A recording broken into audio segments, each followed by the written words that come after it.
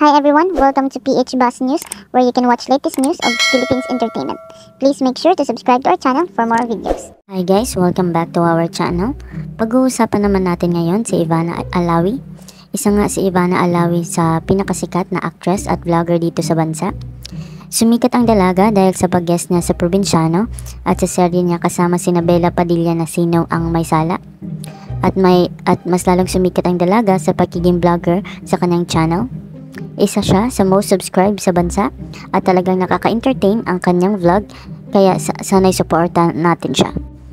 Nagkaroon nga rin ng successful series si Ivana na Family Affair na kasama sina Gerald Anderson, Sam Milby at iba pa. Ngayon naman, ang latest chismis kay Ivana ay recently nga ay pumirma na ito ng bagong kontrata sa ABS.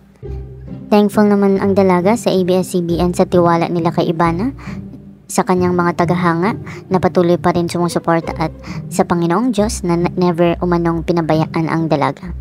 Natanong naman ang dalaga kung sino-sino ang mga gusto niyang makatrabaho at ang sagot ng dalaga ay sina Katniel, Coco Martin at kanyang celebrity crush na si Joshua Garcia. Natanong naman ang dalaga bakit sila ang gusto niya makatrabaho. Ang sagot ni Ivana, kasi they're very mahusay, napakahusay nilang mga aktor, and I want to experience working with very talented actors. Ready naman daw umano ang dalaga sa kissing scene with Joshua Garcia. Sabi ng dalaga, trabaho po. Actually, marami naman po akong nakakakiss sa eksena. Sabi pa ng dalaga na mas kakabahan daw si Joshua Garcia sa kanya pag nag-kissing scene sila. So ano sa inyo dito guys? Comment your thoughts below and don't forget to subscribe to our channel.